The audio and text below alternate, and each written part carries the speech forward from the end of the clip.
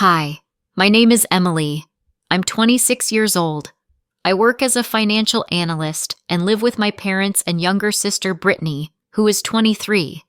To be honest, things aren't so smooth at home. My parents depend on me because I pay for almost all the expenses, but they don't talk about it.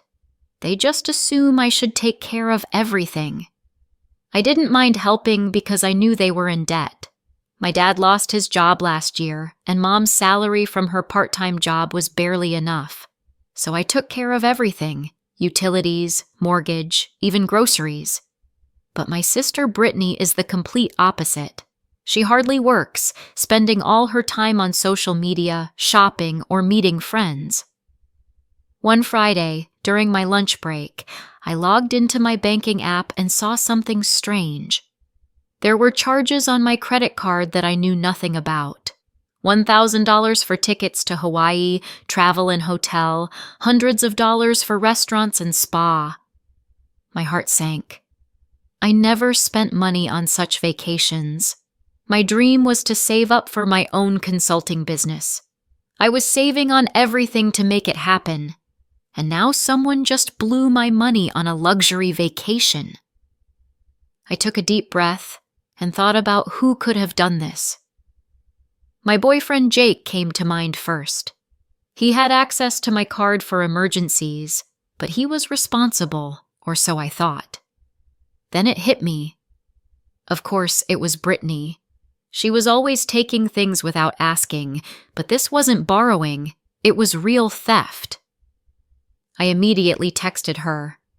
"Brittany, did you use my credit card to fly to Hawaii?" She calmly replied, "Oh, relax, Emily. It's not such a big deal. Jake and I just needed a little break." I lost my breath. She had stolen not only my money, but also my boyfriend. That same evening, I talked to my parents. I thought they would be on my side and angry at Brittany for her betrayal. But when I told them everything, they just shrugged. "Brittany is still young," Mom said. "Let her enjoy life. Don't be so strict with her." I couldn't believe my ears. She stole $1,000 from me. She's with my boyfriend. And this is all just enjoying life? "You shouldn't have given Jake access to your card," Dad said. "You're responsible for your own finances." I looked at them in complete shock. Not only had Brittany betrayed me, but my parents had chosen her over me again, as always. Lying in bed that night, I realized one thing. I would no longer be this family's personal bank. If they want to protect Brittany, fine. But now they'll have to learn what it's like to live without my help. The next morning, I woke up with a clear plan. I was tired of being taken for granted, and I wasn't going to let Brittany and Jake just get away with it. First, I logged into my banking app and blocked my credit card.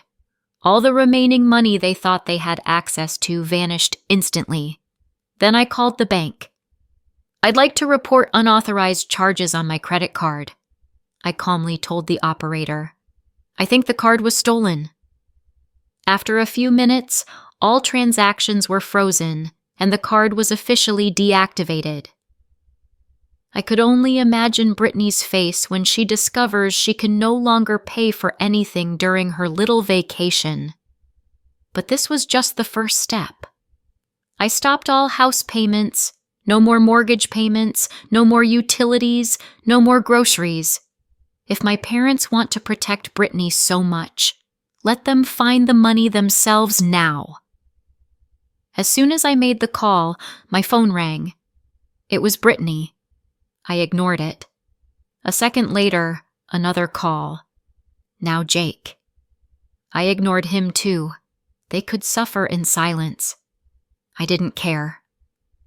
By noon, chaos broke out. "Emily!" Mom shouted from the living room. "The electricity just went out! What's happening?" I calmly came downstairs. "I stopped paying the bills," I said. "Since you support Brittany's theft so much, it means you don't need my help anymore." Dad stood up, his face red. "What do you mean you stopped paying? How are we going to pay for everything now? The mortgage is due next week." I crossed my arms and leaned against the doorframe. "Well, you chose Brittany's side. Maybe she can help you now." At that moment, the door burst open. Brittany stood there dragging her suitcase. Tanned skin, beach wave hair. It was the last thing I wanted to see. She dropped the suitcase and came up to me, stomping her feet.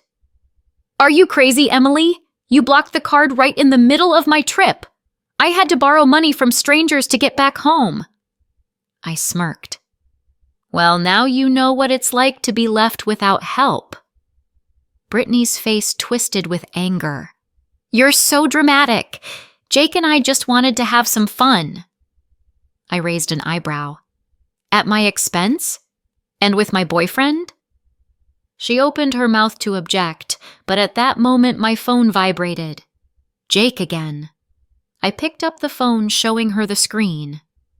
"Look, your accomplice is calling. Should I answer?" Brittany snatched the phone from my hand and threw it on the couch. "Just forget it. It's over. You've already got your revenge. Now fix everything with Mom and Dad." I snorted. "Fix it? No, Brittany, you'll have to fix this. Start by explaining to Mom and Dad why they might lose this house if they don't start paying the bills themselves." Mom clutched her head. "Emily, please, we can't afford all these expenses." "Maybe you should have thought about that before defending Brittany," I said. "I paid for everything, and you treated me like a walking ATM. I've had enough." I started packing my things, deciding it was time to leave this house and my toxic family. Suddenly, there was a knock at the door. Dad came in. He looked tired and dejected. "Emily," he said quietly, "I'm sorry. We shouldn't have taken you for granted." I paused. I wasn't ready to forgive yet. "You didn't just take me for granted, Dad. You betrayed me." I looked at him coldly. "Brittany and Jake betrayed me, and you all made me feel like I didn't matter." Dad sighed. "I know, but without your help, we might lose the house." I shook my head. "That's not my problem anymore."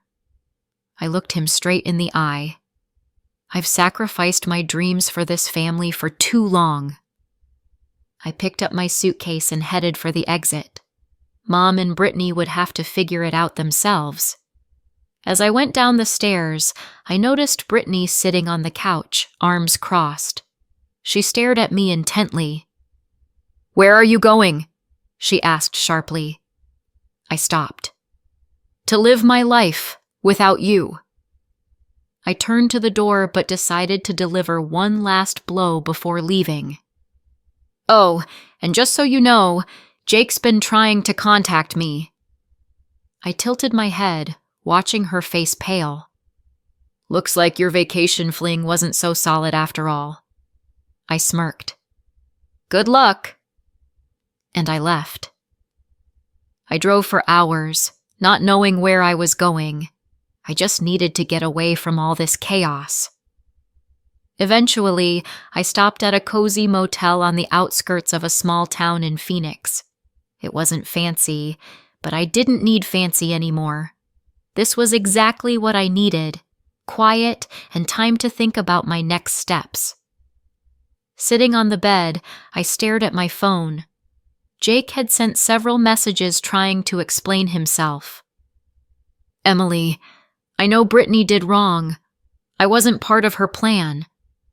Emily, can we meet and talk? I miss you, Emily. Please don't shut me out, Emily." I rolled my eyes and blocked his number. There was nothing left to talk about. He chose betrayal, and now he had to deal with the consequences himself. The next morning, I woke up with a clear goal. I wouldn't let the past hold me back in a dead end. For years, I had dreamed of opening my own consulting business, and now I finally had the money to do it. Savings I had rescued from Brittany and were now mine alone. I drove to the nearest city and rented a small apartment. It wasn't luxurious, but it was mine. For the first time in many years, I felt free. No parents demanding my money, no thieving sister, no boyfriend betraying my trust. I made a list of tasks to launch my business: find a large office space, register the company name, create a website, find first clients. Just writing this down, I felt inspired. For years, I had managed my family's finances, and now I was finally going to manage something of my own.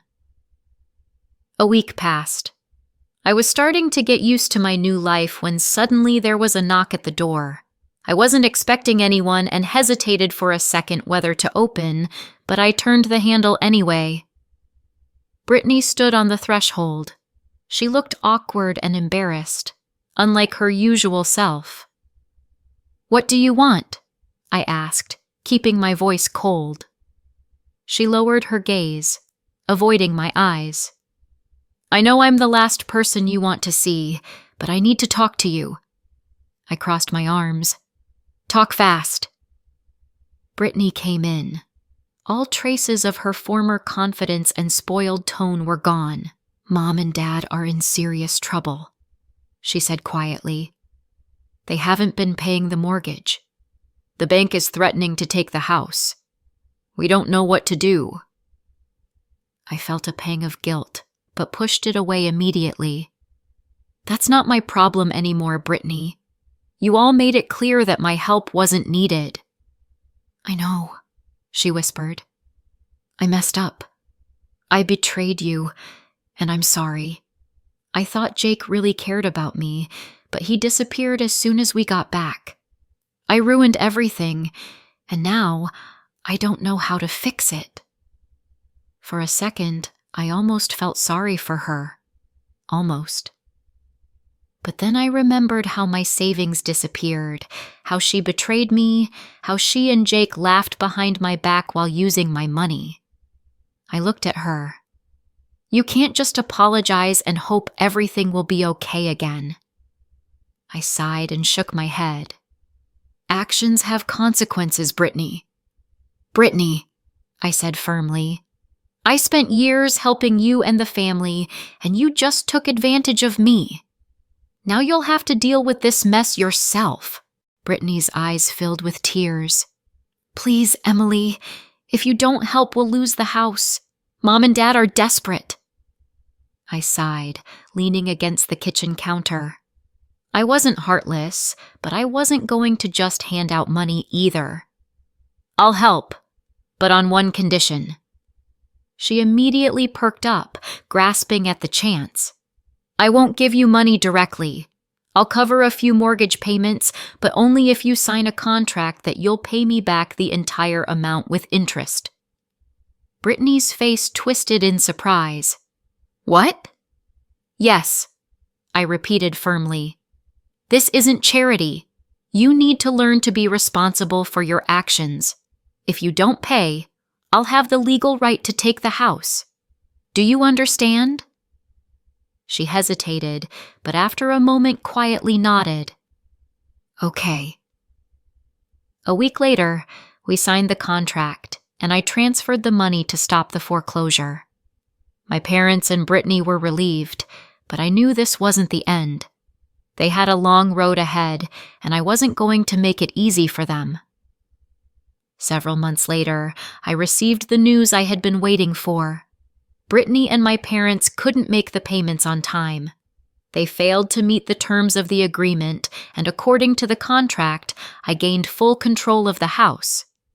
When I came to take possession of the property, Brittany begged me not to evict them, but this time I didn't feel guilty. They had made their choice, and I had made mine. After putting the house in my name, I decided to sell it. The profit gave me the financial boost I needed to expand my business. A year passed. I had clients, a growing team I was proud of. As for Brittany and my parents, they moved to a small apartment. We no longer talked, but I was okay with that. I had finally taken control of my life, and now nothing could stop me.